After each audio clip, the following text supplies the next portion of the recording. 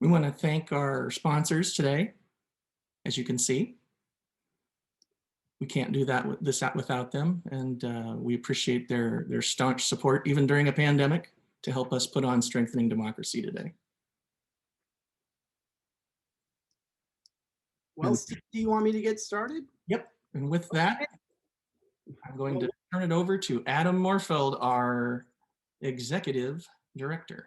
Adam? Well, welcome everyone. I want to welcome every person who's watching Civic Nebraska's live stream Strengthening Democracy Awards celebration. For those that are longtime supporters of Civic Nebraska, I welcome you back and thank you for joining us in virtual space for our annual gathering. We hope that this will be our last time in virtual space for our annual gathering and that we'll all be together here soon. And for those that are new to our organization mission, I warmly welcome you. Thank you for being here. My name is Adam Morfeld. I'm the Executive Director and founder of Civic Nebraska. We are a nonpartisan organization committed to creating a more modern and robust democracy for all Nebraskans. I do want to take a moment to acknowledge the ongoing disruption and toll following a year of COVID-19. Not only for those who work for and support Civic Nebraska, my heart goes out to all those who have been lost to this terrible virus. While the light at the end of the tunnel is finally approaching and a semblance of normalcy begins to return, I want to acknowledge and thank our scientists, healthcare professionals, first responders, grocers, teachers, food and agriculture workers, and citizens of our democratic society whose vigilance helped carry us through the pandemic. You never stopped, and you are all heroes. 1 year later, we remain so thankful for those who have put themselves on the line for our safety, health, and security. Our sincerest gratitude to you. And finally, I want to thank everyone watching tonight because it means so much to us to be able to celebrate with you. Here is to seeing one another in person, like I said, hopefully very soon. Strengthening Democracy Awards has been one of Civic Nebraska's major events each year. It's a celebration in other times where hundreds gather in a ballroom to honor Nebraskans who make our state stronger through their powerful acts of civic engagement. Tonight, we are recognizing 10 Nebraskans, from elementary schoolers to adults whose acts have filled up their communities and lifted them up, and who have helped fortify our state's civic life. To give you a picture of who we are, here's our story. And for some of you who have attended this every year for the last several years, you may have heard this before, but Civic Nebraska basically started in my dorm room after I lost a student government election at the University of Nebraska.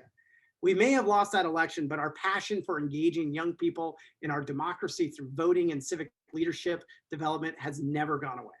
And so we gathered a few like-minded friends from across the political spectrum, our Deputy Director, Amanda Barker included, and started what would become Civic Nebraska. At that time, we called ourselves Nebraskans for Civic Reform. And, quite frankly, everybody, used the acronym NCR. And so we decided we'd make the name a little bit more straightforward and called it Civic Nebraska.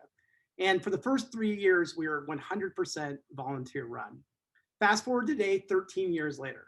Civic Nebraska has over 30 full-time and 80 part-time staff with offices and programs across our state.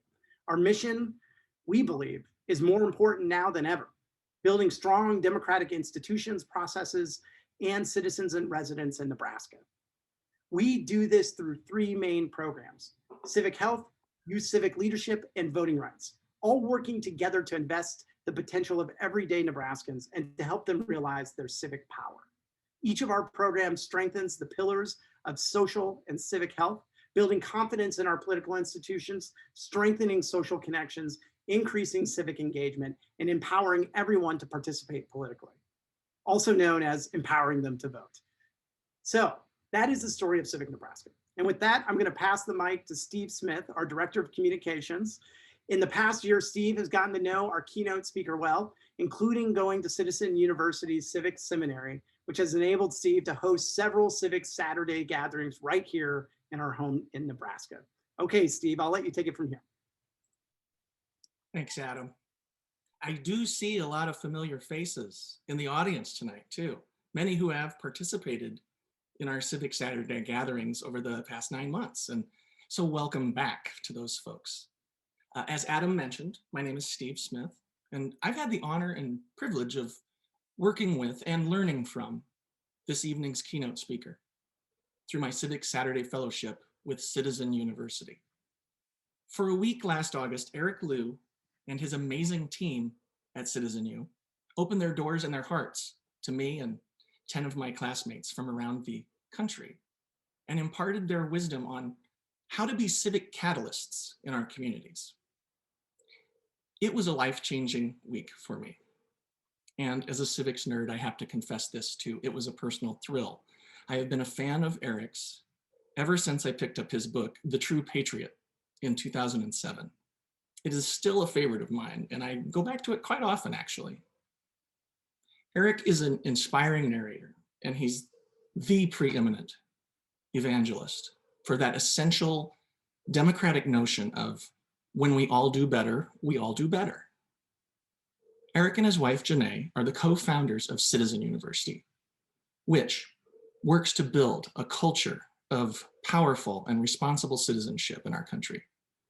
Eric also directs the Aspen Institute's Citizenship and American Identity program, and he is the author of several other acclaimed books as well, including Become America, Civic Sermons on Love, Responsibility, and Democracy, which was published in 2019. He's a former speechwriter and a domestic policy advisor in the Clinton administration. And Eric comes to us this evening from his home in Seattle.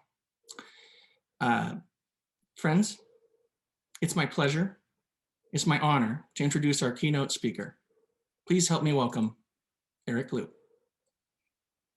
Steve, thank you so much. I feel the welcome, I feel the love here, and I feel the sense of community among this whole group of folks gathered together by Civic Nebraska. Adam, thank you so much, not only for framing up the story of Civic Nebraska, but for having started this whole thing and really shown people throughout your state, but frankly throughout the country, that it's possible to spark change. And if you persist at it the way that you all have persisted at it over the last 13 years, it's possible to actually change what happens in your state and in your community. And I think that's something that may seem elementary to everybody who's managed to show up here tonight. I think we can all call ourselves civic nerds gathered here this evening. But it's not obvious to many of our fellow Americans. It's not obvious to folks in Omaha. It's not obvious to folks in Lincoln. It's not obvious to folks here in Seattle, where I am, that it is possible, in fact, to make change, that we do, in fact, have the capacity to reshape our civic life and our communities. And so I think just the fact that Civic Nebraska exists and thrives is a real powerful thing and a real great example. I am so thrilled also to see my friend Amanda Barker here. Hi, Amanda, who worked with me on a project that I'll tell you all about in the course of my remarks. And Steve, thank you. Your presence and participation in our Civic Seminary program, which I'll talk about as well a little bit, made us so gratified, because I think one of the things that we exist to do at Citizen University is simply to help serve catalytic people like Steve, like Amanda, like Adam, like everybody in my Zoom room here, to actually build a culture of powerful, responsible citizenship all across the United States. And that really captures the essence of our mission. Like all of you, we think about citizenship not in terms of documentation status and papers and passports. We think about it in terms of an ethical dimension of, how do you show up for other people? Do you show up for other people? How do you hold a community together, right?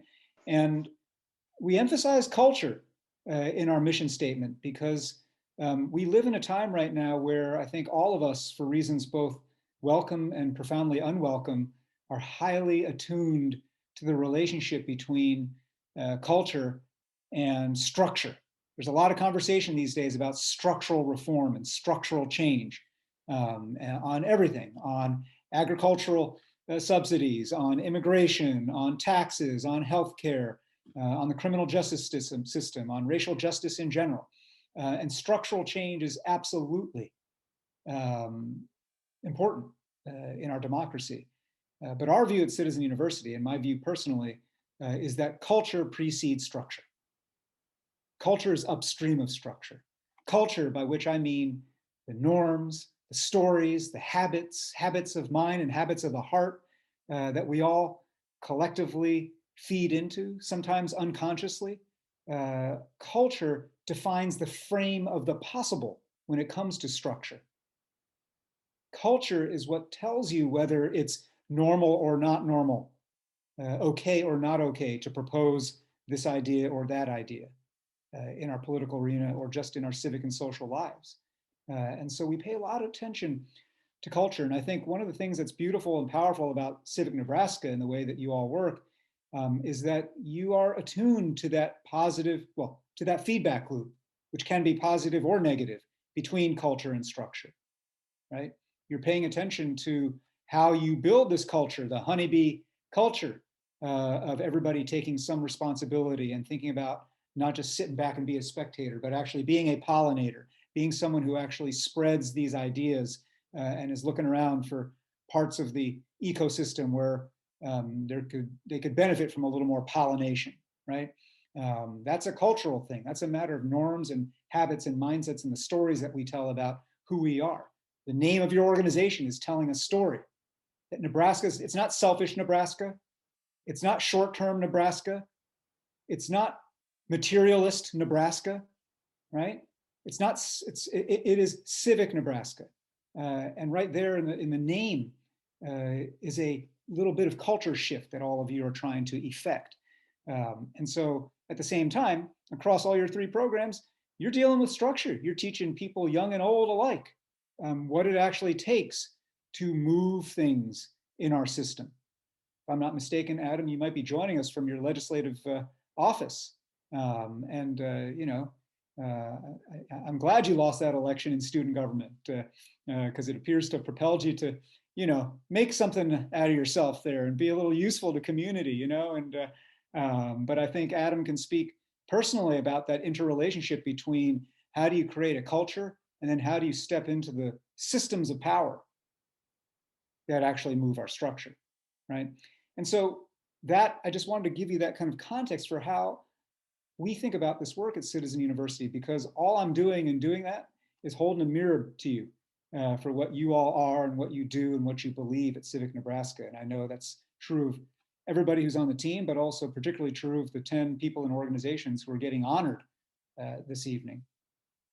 What I wanted to talk about tonight, really just to kind of frame up some thoughts and give you food for thought, is to unpack a simple equation that I sometimes use when I'm describing and defining in more detail this broad ethical conception of citizenship that I sketched out at the outset. And the equation goes like this: power plus character equals citizenship.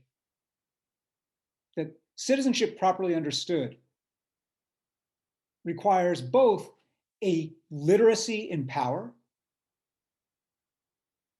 and I choose my words carefully here, literacy, reading and writing power.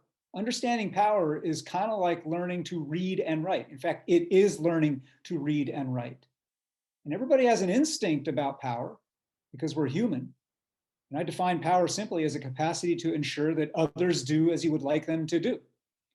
And, I don't know what the Nebraska equivalent is of Minnesota nice, but that doesn't sound very Nebraska nice, right? Make you do what I want you to do. But if you take away kind of the negative valence of that, and if you put to the side for a minute the ways in which all of our usages of the word power often have a negative vibe to them, power mad, power hungry, power trip, right? That negative cast that the word and the idea has blinds us to a fundamental human reality, which is that we are human, we are social animals always wired to try to ensure that others do as we would like them to do. We are not atoms, we are not islands, we are not just bouncing off each other. We're trying to get others to join us in one endeavor or another. And that capacity, when applied to issues of common concern, you can think of as civic power. Civic power, the ability to shape our community, is something more than just agency, it's something more than just voice. And when you actually learn to read and write power, you learn that there are many different sources of power in civic life. Ones that all of you are deeply, again, intuitively familiar with. And because you're connected to Civic Nebraska, you've turned intuition into curriculum. and you're teaching people how to see and how to read what's right there in front of them. It's like that movie, The Matrix. It's like, at the end of The Matrix, like suddenly everything's visible, all the little dots that actually have been part of the invisible web moving people around. And a similar form of seeing is involved in getting comfortable naming, talking about, anatomizing, and unpacking power, but then most importantly, claiming it, right? And the sources of power that are coursing through our lives, the conduits are obvious: money, people, ideas, social norms, force, whether organized or random, and state action, right? With the, I hope, exception of force and violence, Civic Nebraska is tapping into every one of those sources of power right now. And when you actually think about how to map power in your part of the state, whether it's a small rural community or you're in one of the bigger cities, you begin to realize, okay, well, there are actually, power is not just this thing that happens to me. Power is not just this force out there working on me to which I am subject. You begin to appreciate anew in all of the work that you do that actually I am the author. I can be the author of this force. I can be not just reading a map, but redrawing this map. And that requires an understanding of what I think of as 3 fundamental laws of power in civic life. And again, I just want to share these with you because I think they are playing out every day in the ways that you all live in Nebraska. But sometimes having a framework helps you see what's right in front of you with new eyes. So the first law of power is simply this: power concentrates, it compounds. And that's as old as scripture, that's as old as human history. Frankly, it's pre-human. I mean, it is the nature of complex adaptive systems, even inanimate systems, right? You get a snowdrift going, you get a snowfall, and then the wind starts blowing, and a snowbank forms and a snowdrift forms. And why does a particular bank get bigger? Because it had gotten bigger. And that more, once it starts growing, more snow starts piling up over there. The same is true of wealth. Why has wealth compounded the way it has into fewer and fewer hands in the life of our country? Because that is the way that systems behave when left to themselves. If you take a wholly laissez-faire approach to our system called the economy, left to itself, a system will result in concentration and clumping of that way. To put it in plain English, the nature of things is the rich get richer and the poor get poorer. To cite scripture, it's the Matthew effect. Those that have shall have more, those have not shall have even less. I paraphrase roughly, but you get the idea. And I think that fundamental reality of power is age old, but I think we in the United States today, in 2021, are feeling it in our bones because we happen to be living through a history-making period right now. We are living through a period not just of pandemic, not just of what's extraordinary about the last year plus, but we've been living through a period going back several decades now, almost a generation or two, of the greatest levels of income inequality and wealth concentration that this country has seen since just before the Great Depression. And if I may sound like a social scientist for a minute, that's one case where correlation is kind of causation. Like it wasn't an accident that things got this unbalanced right before the Great Depression. When 1% of the nation accounts for 25, 26% of the nation's income, it's a little bit like your pinky accounting for a quarter of your blood supply. Imagine if your pinky had a quarter of your blood supply and it was just ballooned with blood, right? The pinky's thinking, man, life is good. These are good times. Like I'm feeling strong. I could lift anything right now, right? But though that might be the case for a little while, what would happen pretty quickly is that the pinky would suddenly realize that the hand to which it is attached, the arm, the torso, the trunk, the body to which it is attached is not moving anymore. Why? Because it's fallen to the ground. Why? Because a body cannot move. when a quarter of its blood supply is concentrated in 1%, in a little digit like that. The body will fail. And belatedly, that pinky will realize, holy cow, I am of the body. I cannot sever my fate from that of everyone else. And so that realization describes in a nutshell the politics of the last 10, 12 years, left and right. Tea Party, Occupy Wall Street, Sanders, Trump, you name it. Across the ideological spectrum right now, people, they may not have all the words for it, but people feel the way in which law number one has been grinding them down. Power has been compounding and concentrating, and people are feeling more and more screwed, I guess is the simplest way to put it. Well, law number two doesn't help, unfortunately. Law number two of power is that power always justifies itself. That in every situation, in every, even the most rigged situations, incumbent holders of power, and Adam, I'm not talking about elected incumbents necessarily. I'm talking about people and institutions that are current holders of power everywhere. The men who run our businesses, the white men who run our media companies, the people who drive so much of our economy, the people who decide what's okay and what's normal in our culture, in our faith lives. That incumbent holders of power will always spin elaborate narratives about why this particular allocation of power is the God-given way of things, is the only way of things, is the right way of things.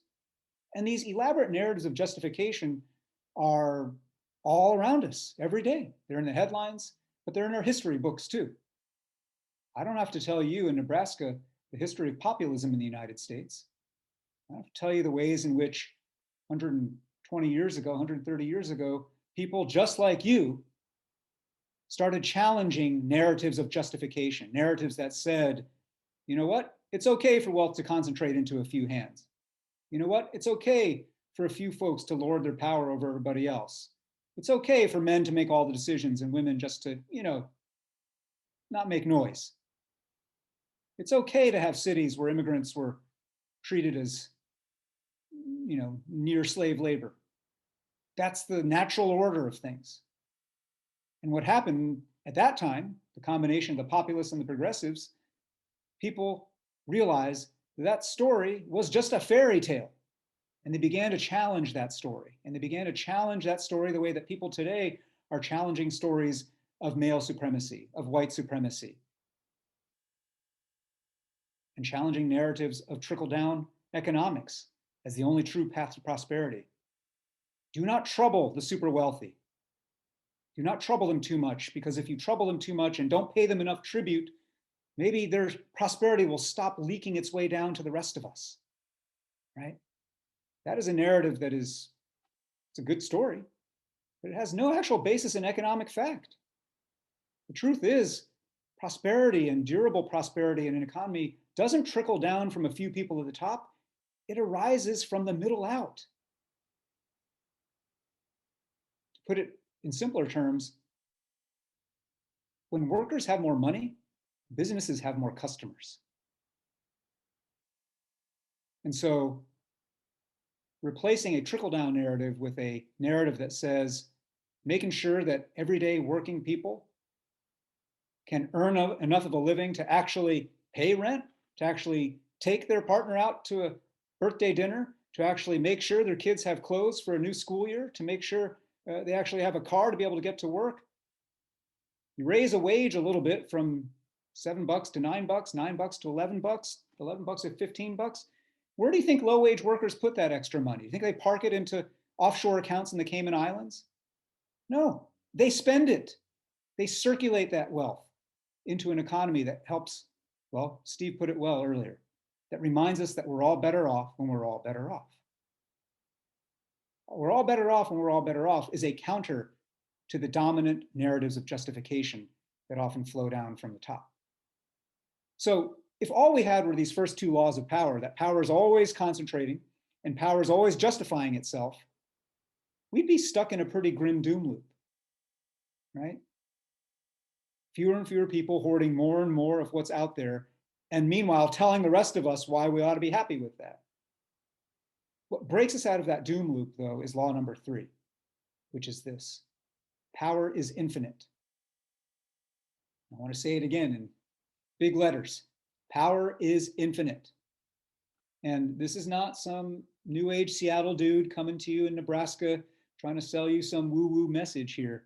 What I mean is simply this: in every situation, in even the most stacked, rigged games, it is entirely possible for people to generate brand new power out of thin air through the magic act of organizing. Organizing 5, 10, 100 other people to come to common purpose, seeking common goals, having to find common means, figure out a common agenda, and build that muscle which has been so atrophied in the American body politic and in our communities of associating with one another. And recognizing that when we do that, we can actually change the frame of the possible. That capacity to organize is a part of the infinitude of power. Now, just because folks can organize bottom up and challenge the status quo doesn't end the story there. The forces in the status quo, they also know law number 3, and they can organize too, and they can counter-organize, and then you can counter-organize. And there's a funny little word for all of that organizing and counter-organizing: politics. Politics in a democracy. Politics in a democracy where the assumption can and must be that you're going to win some and you're going to lose some, as Adam can tell you from personal experience, but also that this is not a one round to the death, final sudden death elimination game in which the point is to wipe the other side off the map and off the face of the earth. That this is in fact a game of infinite repeat play if we do it right. And so infinite power, infinite constant organizing. And again, on the left and the right, we are living through a time where that is happening. Organize, and among people whose voices have not been heard for a long time, the Native communities in your state who are organizing now to make sure their voice is heard and part of the Civic Nebraska story, and not just as a matter of the storytelling and the history, but as a matter of resource distribution, as a matter of respect, as a matter of economic empowerment. The rural communities in your state, about whom, quite frankly, I think a pretty simplistic narrative has been built in the country over the last half decade. Oh, rural America, they're hurting, and so they're all angry and pissed off, and they've all gone off toward this kind of angry populism. I have many friends and family living in small rural towns all around the United States, and like everyone in this room, they're more complicated than that. They're more complicated than that. But what they're doing right now is they're finding the capacity to organize. Many of you are probably part of and connected to another partner organization of ours at Citizen University called the Rural Assembly, doing work all around the United States. And they are evidence, just like Civic Nebraska is evidence, of people who are tired of having a story told about them and are finding that it's possible to organize and change the story, change the game, and change the equation of power. So talking about power this way, I hope, as Steve put into chat here, that you recognize that what I'm talking about here is that power fundamentally is not a zero-sum game. When I talk about power being infinite, by definition, I'm saying this is not a zero-sum game. And that cuts against a lot of our intuitions. That's why I wanted to say it twice and in big letters, because our intuitions are, if somebody gets a little more something, I must be getting a little bit less. If you take it from physics, if there's, law of thermodynamics, if one part of the system gets hotter, by definition, another part of that system's got to get cooler. But we're not talking physics, we're talking civics. And in civics, we can all generate more heat. We can all generate more energy. We can all generate more engagement by inviting all of us to participate, by inviting all of us to get fluent and literate in power, and by giving all of us opportunities to practice power. So that's half the equation.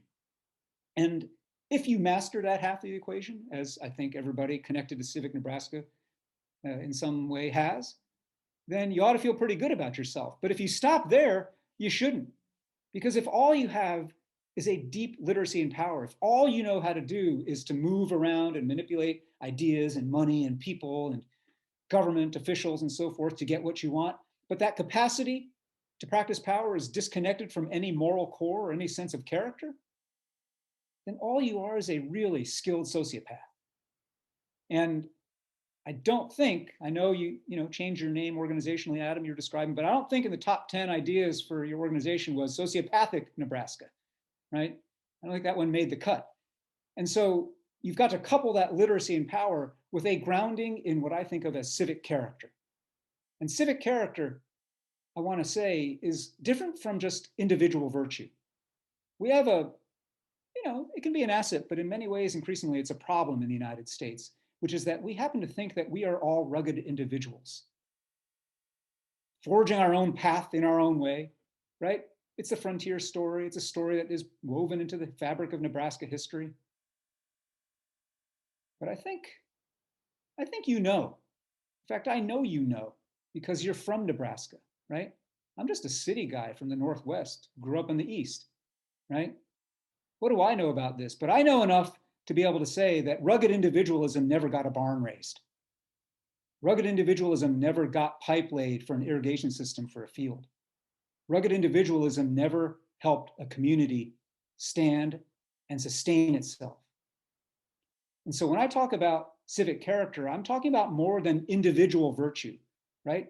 I love individual virtue. I love diligence and perseverance and grit and honesty. There's not a person connected to Civic Nebraska that doesn't have grit and perseverance. What I'm talking about is what you might call character in the collective. How do we live together? How do we hold together a community? Here I'm talking about values that are more like sharing of responsibility and sacrifice, a spirit of contribution before consumption, a spirit of taking and thinking about the long term and not just immediate gratification, a spirit of reciprocity and mutuality.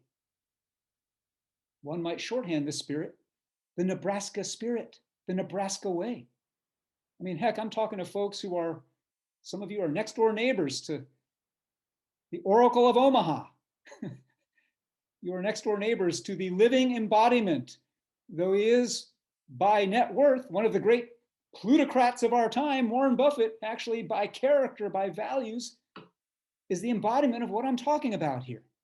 The long term over the short, the circulation of power rather than the hoarding of it, and the recognition that there's no such thing as a self-made man or woman. But I'm also preaching to the converted here because you are literally from the land of the mutual of Omaha. What I'm talking about here are values and an ethos of mutual aid, reciprocity. And it may seem kind of natural to you. This is the way you move, and this is the way that you think at Civic Nebraska and in your lives in Nebraska generally.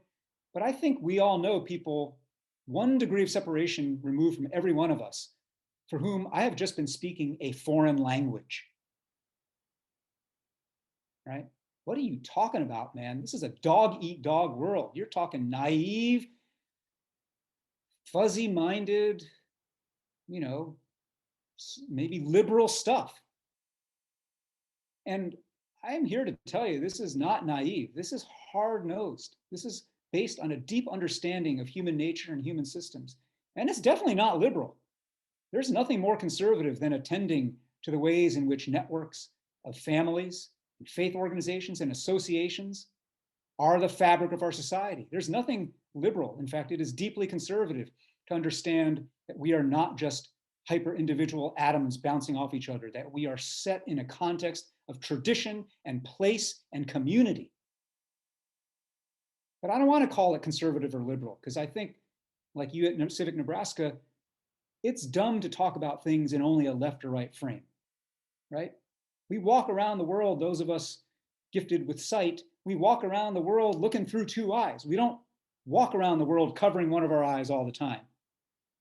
Binocular vision that fuses the left and the right is what helps us make sense of the world. It gives us literally depth perception. And what we have to have in the work that we do is civic depth perception. And that means recognizing there are some things that the left sees and there are some things that the right sees that are worth fusing.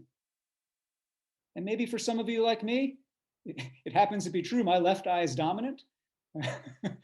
But however your eye, whichever side might be dominant for you, it's recognizing that we fuse these things. And that is a spirit, not just of practicality. That is a spirit in which civic character is about forbearance, understanding other people, understanding that even though someone looks different from you, votes different from you, prays different from you, dresses different from you, shops and eats different from you, that there's probably something that person can teach you. And in fact, there's probably some way in which that person, in a positive sense, could change your life if you open your mind and your heart to that possibility. We live in a pluralistic society. And even in a state like Nebraska, where again, the general lazy narrative is that y'all aren't that diverse. I know you're more diverse than the storyline goes. I see it in this room, and I know it in the times that I've spent with people from all across your state. But I think one of the things that we've got to remember as a matter of civic character is that pluralism, like diversity, is just an inert fact. It's taking a snapshot, right? The drone that flew over Noah's Ark took a snapshot and then said, oh yeah, 2 of each kind, great, right? But 2 of each kind doesn't mean anything. It's what you do with the 2 of each kind. The diversity in this room doesn't mean anything. It's what we do with it to activate it. You can say that, oh, X% of Civic Nebraska people are rural folks and X% are city folks. Who cares? Unless the rural folks and the city folks are meshing, doing things together, building stuff, solving problems, learning from each other, maybe arguing. In fact, I hope arguing, right? Because part of civic character in American life too is about recognizing that not only is it okay to argue, but frankly, part of the point of being American is to argue. America is an argument. America is a set of ideas and ideals meant to be perpetually contested. God help us if the argument ever ends. We are meant to always be arguing which should matter more right now, liberty or equality? Which should matter more right now, a strong national response or local control? Which should matter more right now, color blindness or color consciousness? There's no one-size-fits-all answer. But the problem with the way that we argue right now is that we don't really argue. We rehearse talking points that our team has given us. We rehearse things or repeat or recapitulate things that our Twitter feed showed us and that got our cortisol flowing. To put it simply, we no longer know our own minds and our own hearts. And I think one of the things that we've got to do in combining power and character is to commit to ourselves and to each other that we're going to relearn our own minds and our own hearts. When we spoke earlier about Steve having been a participant in a program of ours called Civic Saturday, I want to just close by telling you a little bit about what that's about. I gather some of you have been to Civic Saturdays. They've been held in Lincoln and in Omaha. But for those of you who haven't, I want to tell you what this is, because what this is for us at Citizen University is not just a program. It is one of our programs. But what it is our small attempt to hold up our corner of the culture. Civic Saturdays are gatherings that are essentially a civic analog to a faith gathering. It's not church, it's not synagogue, it's not mosque, but by design, it has the flow and the feel of a faith gathering. You walk into a space or you come into a Zoom space with a lot of strangers you don't know, and you are welcomed. You come into that space and pretty immediately you are invited to turn to the stranger next to you and talk, not small talk, but to talk about some pretty deep questions that go to the heart of the matter. Questions like, who have you let down lately? Who are you responsible for? What are you afraid of right now? Who do you think is afraid of you? Right? You spend 4 or 5 minutes each talking to a stranger about questions like that. And even though you might have walked in that room and made an immediate civic profile of that person in your mind, oh, red hat, okay, overalls, oh, Patagonia vest, oh, okay, I've got this person pigeonholed into this. Like I know this person, right? And then suddenly, in 4, 6, 8 minutes of conversation on something that cuts through the daily clutter, you suddenly realize your heart's been moving a little bit because you suddenly realize this person and you shared something. Maybe it was a trauma. Maybe it was a loss. Maybe it was a triumph, right? But then after that, we invite people to do a thing that Americans don't do anymore. We invite people to sing together, to stand if you can and sing together, to sing songs that express our civic yearning, our American dream. And then there are readings of texts that you might think of as civic scripture, drawn from throughout our history and our traditions, some well known, some not so well known, some contemporary, some historical. And then after that, there's a civic sermon that someone delivers to help the people in the room make some sense of the ethical and moral challenges of our moment. The challenges we face aren't just the challenges of how do I make payroll? How do I make rent? How do I get my kids to get through COVID schooling on all that? Those are challenges enough. But there are moral and deeper challenges of how do I stop walking past the person who's living on the street and stop numbing myself to that person's pain every day? How do I decide to step in or not step in? When do I decide to actually spend a chit when I hear my coworkers making jokes about immigrants or Muslims or something like that, right? These are the everyday tiny moral choices that add up, again, to a culture. And after the civic sermon, then we get to the most important part of a Civic Saturday, which is the part that is so Civic Nebraska. We form into circles in which people sit down, not just to talk about what we learned, not just to kind of share and unburden their feelings, but we make commitments to each other about how together we're going to do something in our community, how we'd like some help from each other in doing something in our community. I got a whole pile of swag from Civic Nebraska the other day. Got my mug here. I got these postcards. I got my nice picture of the unicameral legislature there. One of the pieces of swag I got was this set of cards here. I guess maybe it's connected to the civic bingo here, but this set of those cards that are just conversation starters, right? Cards about what opportunities to collaborate with higher education exist in your community. Or, and I'm just going at random, what underutilized spaces could be gathering spaces or in your community? What assets, gifts, or strengths build trust among different groups in your community? These are the kinds of questions that people sit down in these civic circles to talk about at a Civic Saturday. And not just to talk about, but then to decide to do something about, right?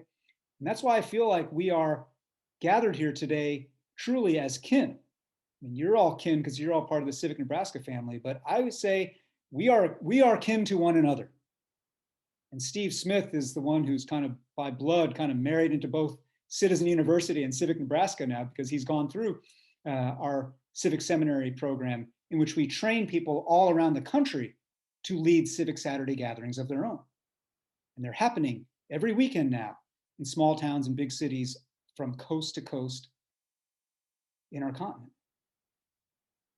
I wanted to close with this because when we think about what does it mean to combine power and character, what does it mean to show up for each other, what does it mean to be literate in power, but also to couple that literacy with that grounding in character, what it looks like is you. What it looks like is Civic Nebraska. What it looks like are the 10 people and organizations who are being honored tonight. What it looks like is the work that goes unsung also, not just those getting the prizes and the awards. All the in-between spaces, all the in-between people, all the people who everybody knows is the elder on the block, the wise farmer in the community, the person who's the librarian in the small town public library, who are the connectors and the catalysts who may not get the awards, but we know they are who holds the social fabric together. The honeybees, right? Everyone here is living this right now. And what we've got to do here is to pollinate like crazy. We have it. We know the secret sauce. We know the way that this pollen smells, tastes, works, and we've got to pollinate like crazy. So let us honor these 10 organizations and individuals tonight, and let us commit to each other that next year there'll be 100, the year after that there'll be 1,000, and over by orders of magnitude and powers of 10, we will keep on pollinating this civic spirit across Nebraska and across our union. Thank you so much. Thank you, Eric. Wow, I couldn't have said it better myself. I better watch out. You might be the executive director of Civic Nebraska one day. But that I'm running for legislature in Nebraska, man. well, I'm I'm coming for you. So who knows? I mean, well, I just want to thank you, Eric, so much for not only talking about the work that everybody does every single day on this call, the people that we are honoring. One of the things I love about the Strengthening Democracy Awards is we do a community-based nominations process, and we work really hard to make sure that the people that oftentimes are not recognized for the incredible work that they're doing in their community are recognized. And I was taking a ton of notes while you're talking. And you know, amen to God help us if the argument ever ends. But the bottom line is it's the power of relationships and bringing people together to have real conversations and to really focus on that power and that character. And that's why we're so excited to have you here tonight. And we've got some new puns now with our logo and our honeybees and everything. So we'll be recycling those here pretty soon, coming to the website near you. But in any case, thank you so much, Eric. And with that, I think I'm supposed to hand it over to Steve so that we can start recognizing our incredible community members and awardees. That's right. That's right. It's my turn again. Eric, thanks again. I know that Eric is a big Yankees fan and therefore a big baseball fan. And so he'll probably appreciate this summation of his comments to us. What we just saw right there, friends, was a major league fastball. And so no one can really just put it the way Eric Liu can. So thank you, sir. So now that our civic spirit has been stirred, let's meet our 2021 Strengthening Democracy Awards honorees. Every spring, Civic Nebraska honors Nebraskans of all ages who are active community builders and who empower others to improve our shared civic life. This year's honorees include students, teachers, advocates, activists, and everyday Nebraskans who are claiming that civic power that Eric talked about to create meaningful change. So for the next 15 to 17 minutes, we ask that you enjoy our video presentation, thanking and listening to a little bit about our 2021 winners. If you give me just a moment, I'll share my screen and we'll get started.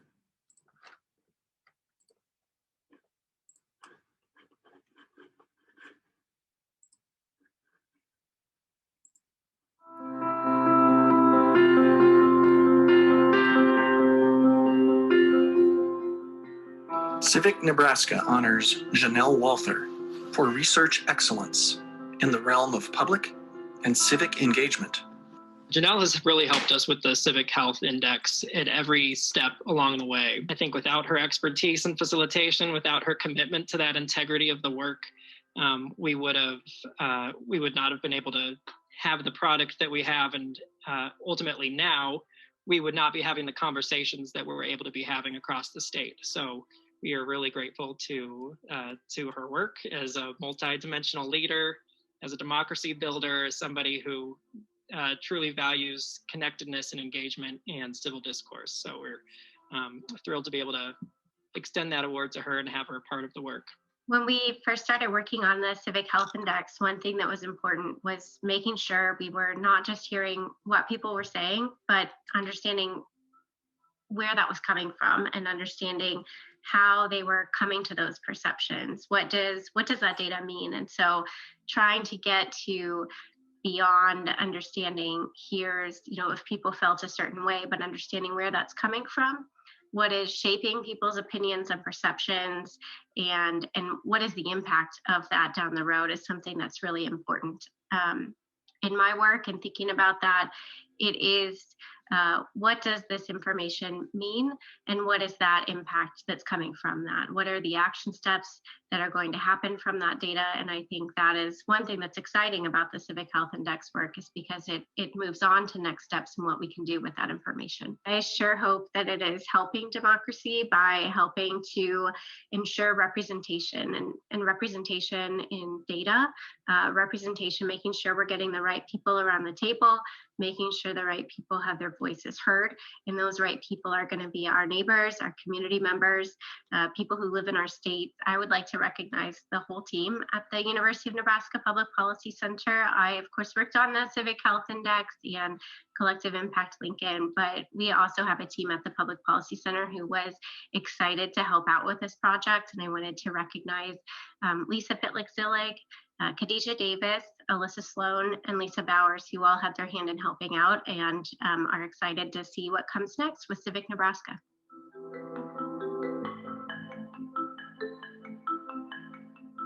Civic Nebraska honors Michelle Clifford of Lincoln High School for using her civic voice to organize and advocate for student and teacher health and safety. I nominated Michelle Clifford for a variety of reasons. Honestly, she has been such a fantastic teacher and a really powerful presence at Lincoln High School for many years. This year has been the most challenging in unprecedented, completely unimaginable ways.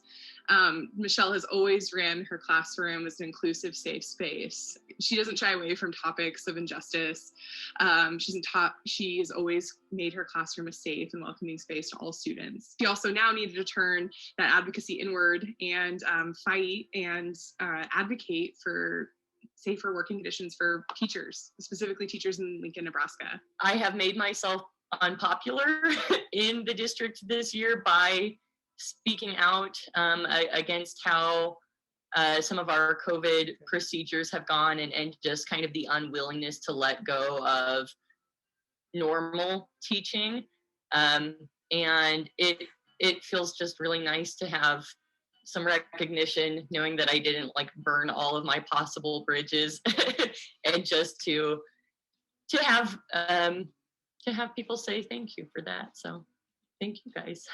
Being a teacher is the biggest part of my identity. It is who I think of myself as first.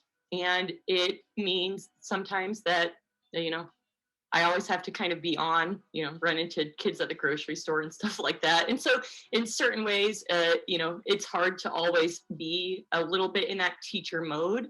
But I love it. And it shapes everything about what I do, because I have worked with so many students that I can't not picture a bunch of different faces with every single action that I take. And I know that anything that I do is reflecting back to them. And I really want them to see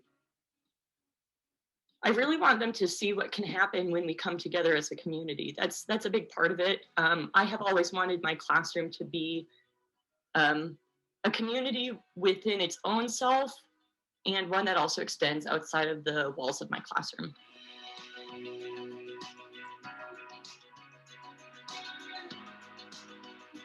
Civic Nebraska honors Jaqueen Fox for stepping forward in the fight for racial justice. I think it's pretty clear that Jaqueen made himself kind of a force to be reckoned with, honestly, in the Omaha and the Nebraska political scenes of the last year and a half. I think specifically after James Scurlock's murder, Jaqueen became a central figurehead, I think, in the fight for racial justice. He organized protests, he trained organizers, he facilitated conversations, and he, I think, just at every turn was holding those in power to account in a way that really needed to be done. I think Jaqueen has made more of a civic impact this year than most of us probably make in our whole lives. Instead of retreating, he is now using that platform to promote civic engagement. It was a surprise and an honor to be nominated and then awarded the Defender of Democracy. I think for me, the surprise and the honor is that my work has emboldened organizations and community partners to really commit to a stance on what moves us forward in the areas of racial justice, democracy, and conversation, and embolden people to understand that civility isn't the goal. It could be a tool in how we create dialogue through communities, but it is not the destination. And we need to understand that equity is the destination. And so I think myself being a controversial figure, being awarded something that creates a standard for how we do this work says more about the organization that gives the award than it does about me. It says that we're starting to understand what's necessary. As Black people, as people of color, we are on the edge at all times. There's always a risk to telling the truth in a way that people with privilege, specifically white people, don't always engage in. When I decided to start the demonstration against Don Klein, I had always been prepared to lose my job. I had always been prepared to lose favor with organizations because from a scale of addressing microaggressions to the larger scales of addressing racial inequities in our systems, Black thought has been pushed to the side and supervised or overseen in a way that disallows truth-telling. And so it's a constant experience for me to live on the edge and know that there has to be something else. There has to be a different way to live. Always the thought that I have in my head is that I'm not doing this work in opposition of. I'm doing my work specifically to engage with people that believe the things I believe, but might not have the vocabulary, might not have the sense of community, might not have the feelings of love and affirmation that establish a real foundation in truth.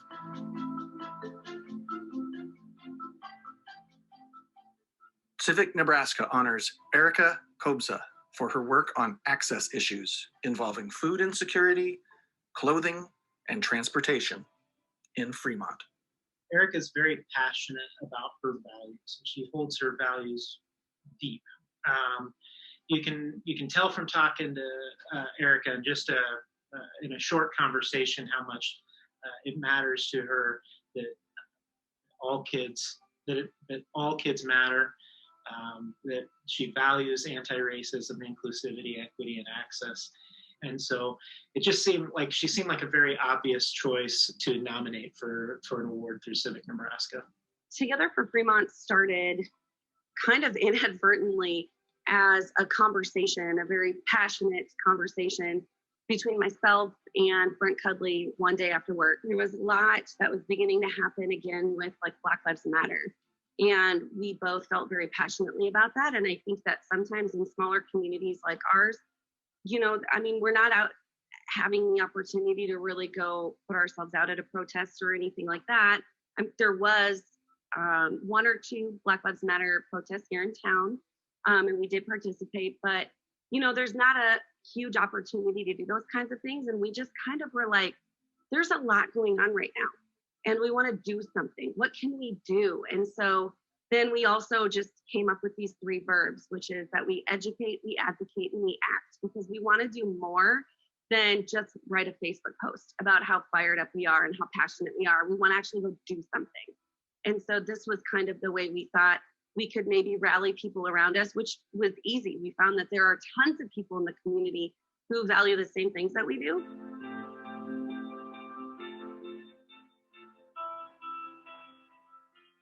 Civic Nebraska honors the Bay Rabble Mill for its distinguished record of community building since 2010. The willingness of Rabble Mill to work with us in Lincoln and in Omaha to get PPE in the hands of families who otherwise might not be able to afford it was just the value of that kind of partnership and programming just can't be measured. When the pandemic hit, just like every other nonprofit, we kind of got knocked on our ass a little bit, and we had to figure out, what the hell are we doing here? How can we continue to serve young people? In what ways? And so we pivoted immediately to providing digital after-school programming, which was phenomenal for our team and our programs because it built our staff. It built programs in such strong ways because we had to be so intentional about how to deliver this programming in a kind of a pre-packaged way so that it could increase the likelihood to be actually tangibly consumed by these kids, whether they were at home or in school. And so that sort of approach really is part of what we mean by can't cancel community. It was sort of a internal rallying cry for our team, really, which is like, hey, we got to keep doing this and we got to keep pushing forward. We can't stop. And so can't cancel community meant taking our mini ramp to kids across town in Lincoln and also in Omaha, just showing up, popping up, and everyone wearing masks, and at that time wiping down the mini ramp after everybody skated it before the next kid could come up, and just surprising kids, and just creating something physical and real and some actual community.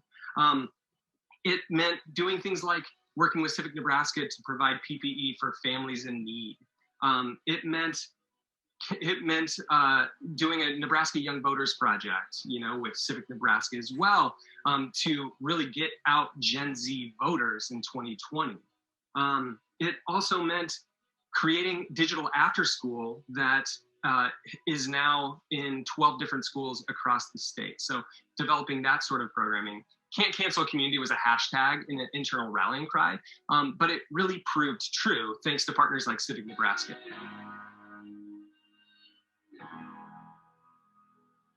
Civic Nebraska honors Corey Epler for his contributions to the educational standards of our state's public schools.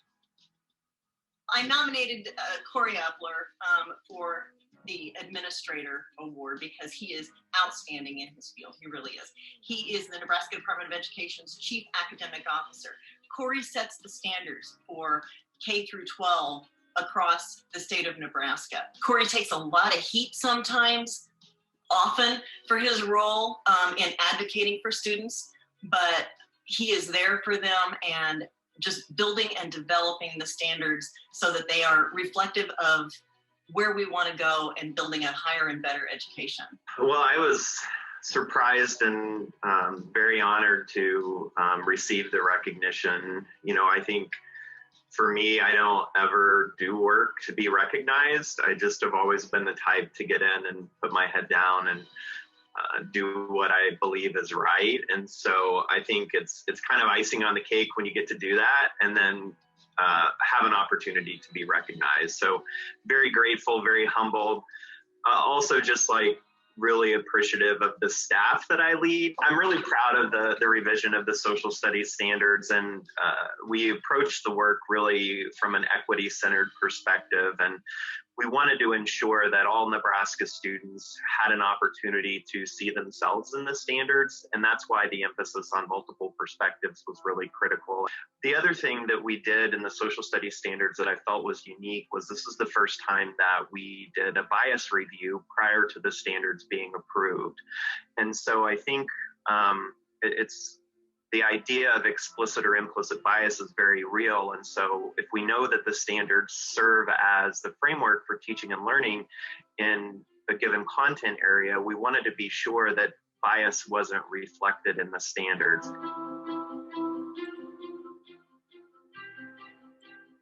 In 2021, Civic Nebraska honors 4 outstanding student leaders. Anna Castro, Lincoln High School. Anna Castro is a dedicated member of Lincoln High CLC.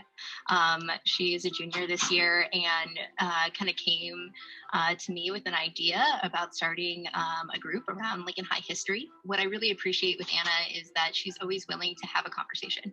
And I think that's one of the main civic engagement skills that I've really seen her develop over this last year is being willing to step outside her comfort zone to include other people in what she's trying to build and to include their ideas and voices. Hello. Thank you so much, Civic Nebraska. Go Lynx! Armani Dean, Lincoln Northeast High School.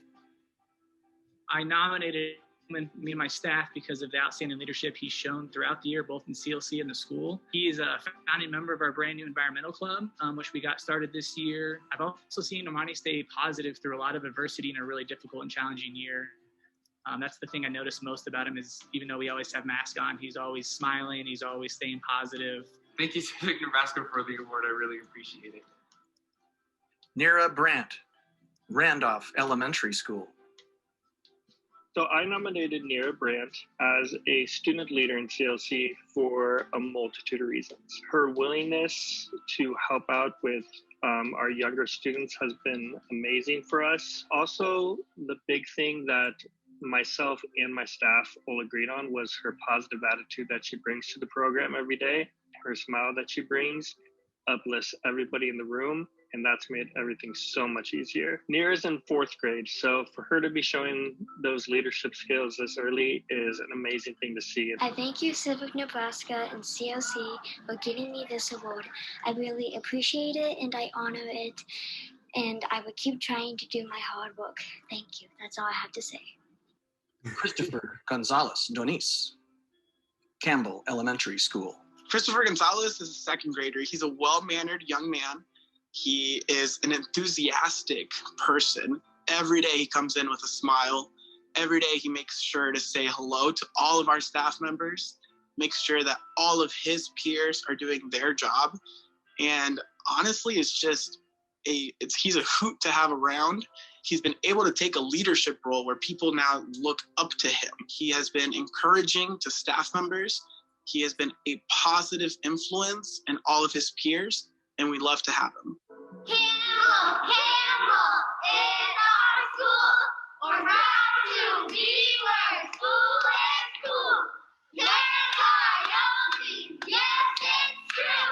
Yes, Coyotes, and we're out for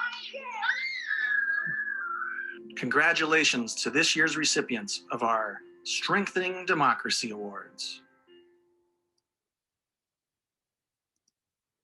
Well, thank you, everybody, for all of your incredible work in our communities. And I don't know about you, but some of the, particularly some of the student honorees, it always gets me a little choked up. But in any case, I just want to thank everybody for joining us tonight for the Strengthening Democracy Awards live stream.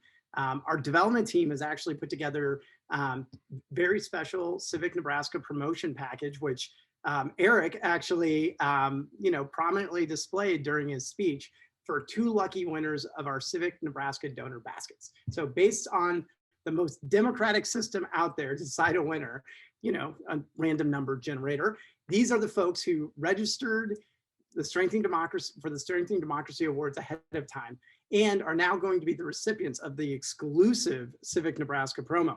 I'm happy to announce the 2 award winners for tonight's events are, winner number 1 is Sarah Crook, and I promise you our Deputy Executive Director, Amanda Crook Barker, had nothing to do with the selection process. And then our second winner is Emily Mwaha, who is also gonna be getting this awesome package as well.